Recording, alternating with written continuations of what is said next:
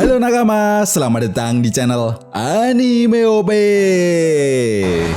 Yes, konflik di Pulau Egghead saat ini benar-benar sudah tidak bisa dikendalikan lagi. Bahkan, kedatangan para Gorosei ke Pulau Egghead pun seolah tidak memberikan dampak yang cukup besar untuk segera mengakhiri dan menangkap kelompok bajak laut topi jerami. Sehingga hal ini pun seolah menjadi petunjuk jika Ars Egghead kali ini bisa dibilang sudah memasuki babak akhir. Selain itu, seperti yang dijelaskan oleh Dr. Vegapunk di chapter 1114 kemarin, bahwa sosok Joy Boy adalah bajak laut pertama yang berasal dari Pulau Elbaf, seolah menjadi sebuah petunjuk besar jika kelompok bajak laut topi jerami akan mendapatkan informasi penting di Pulau Elbaf sebelum menemukan Pulau Lauktel.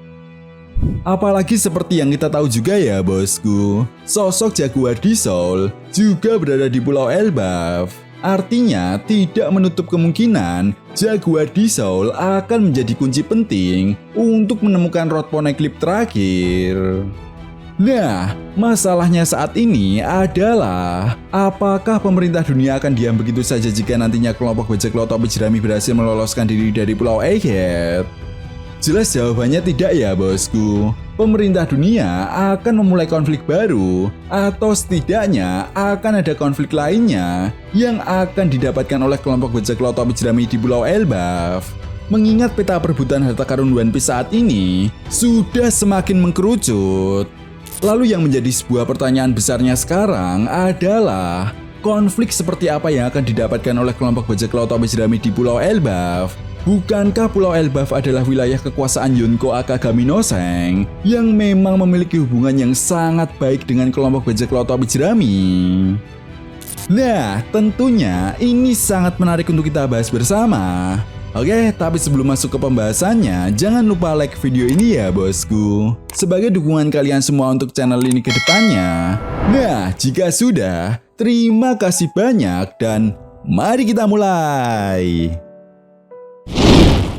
Oke, pembahasan kali ini akan kita mulai dari chapter 1114. Nah, jika kita perhatikan lagi dengan seksama, di chapter ini kita bisa melihat sosok Jaguar di Seoul yang seolah sangat puas sekali dengan pernyataan isi pesan siaran Dr. Vegapunk yang disampaikan ke seluruh penjuru dunia One Piece. Ya, Jaguar di Seoul seolah mengetahui bahwa Dr. Vegapunk akan melakukan hal ini.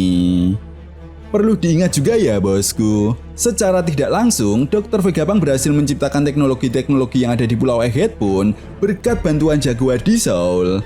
Karena faktanya Jaguar di Seoul ini telah berhasil menyelamatkan literasi-literasi peninggalan Ohara setelah insiden serangan Booster Call. Itu sebabnya kenapa Dr. Vegapunk pun mengetahui sedikit informasi yang berkaitan tentang kerajaan kuno, abad kekosongan, dan sosok Joy Boy dari literasi Ohara. Maka tidak mengherankan jika Jaguar di Seoul seolah menjadi kunci penting bagi kelompok bajak laut topi jerami untuk mengungkap lebih jauh tentang misteri abad kekosongan dan sosok Joy Boy yang diyakini kuat adalah pemimpin dari kerajaan kuno. Nah, yang menarik di sini adalah apa kalian semua sadar saat panel Jaguar di Seoul diperlihatkan? Ya, momen ini bertepatan dengan isi pesan siaran Dr. Vegapunk yang menjelaskan tentang cara mengetahui abad kekosongan atau sejarah yang terputus, yaitu dengan cara membaca surat dari masa lalu yang tertulis pada batu Poneglyph.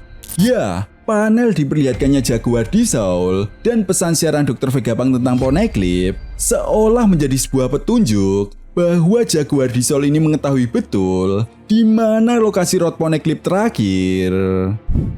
Dan menariknya, hal ini pun semakin diperkuat dengan bukti yang pernah disampaikan oleh Oda Sensei pada buklet Road to Lauktel bahwa Road Poneglyph terakhir berada di 3 tempat, yaitu Elbaf, Vira, dan Pulau Beehive.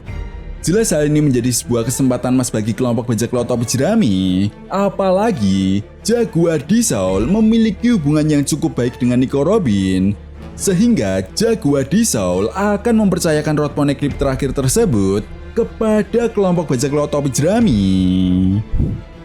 Nah, dari penjelasan yang Mimin sampaikan, satu hal yang dapat kita simpulkan adalah Jika benar Pulau Elbaf adalah lokasi Road Poneglyph terakhir, maka tidak menutup kemungkinan Pulau Elbaf memiliki potensi besar untuk menjadi tempat berkumpulnya keempat Yonko untuk saling memperebutkan Road Poneglyph terakhir.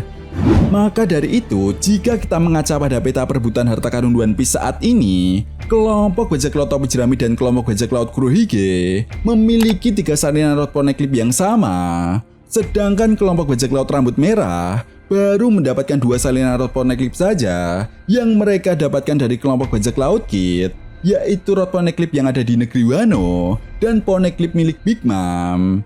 Nah, jika Seng telah mendapatkan Road Poneglyph yang berada di Pulau Elbaf, maka ketiga kelompok Yonko ini sama-sama memiliki 3 salinan Road Poneglyph. Namun kelompok bajak laut rambut merah hanya kurang mendapatkan 1 salinan Road Poneglyph yang ada di Pulau Zu. Di mana seperti yang kita tahu, Luffy dan Kurohige memiliki salinan Road Poneglyph ini. Sedangkan sang kaisar lautan Bagi belum diperlihatkan memiliki satupun salinan Road Poneglyph. Namun tidak menutup kemungkinan jika organisasi Cross Guild akan terlibat dalam perebutan salinan Road Poneglyph yang ada di Pulau Elbaf, bisa saja kelompok organisasi Cross Guild ini akan dengan mudah mendapatkan 4 salinan Road Poneglyph sekaligus. Maka dari itu, inilah momen yang tepat sekali bagi pemerintah dunia untuk melakukan pembersihan massal ketika para bajak laut sedang terlibat konflik di Pulau Elbaf. Ya, apa kalian semua bisa membayangkan jika pemerintah dunia berhasil mendapatkan energi Mother Flame untuk menggunakan senjata kuno Uranus? Bukankah ini akan menjadi kesempatan emas bagi pemerintah dunia untuk menghancurkan Pulau Elbaf ketika para Yonko sedang berkumpul di tempat yang sama?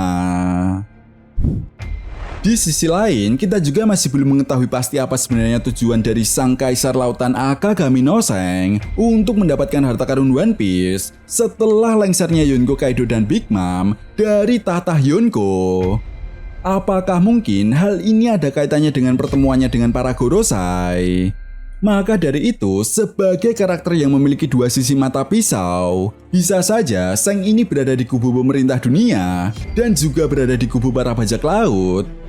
Di mana hal ini jelas membuat kita semua sangat amat penasaran apakah Akagami no Seng akan mengkhianati Luffy dan menjadi musuh utama Luffy dalam memperebutkan harta karun One Piece. Memang bukanlah sesuatu hal yang mustahil, karena hal tersebut tidak sepenuhnya salah.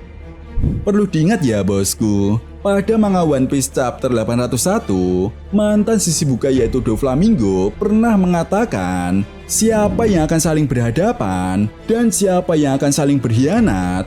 Dimana seperti yang kita tahu juga, di dunia One Piece, sebuah pengkhianatan bukanlah menjadi sesuatu hal yang baru. Dan seperti yang selalu Mimin bilang, gelar Raja Bajak Laut hanya untuk 1 orang. Nah, itu tadi merupakan pembahasan tentang apa yang akan terjadi pada manga One Piece chapter 1115 ke depannya. Jika kalian punya pendapat lain, silakan berikan pendapat kalian di kolom komentar ya bosku.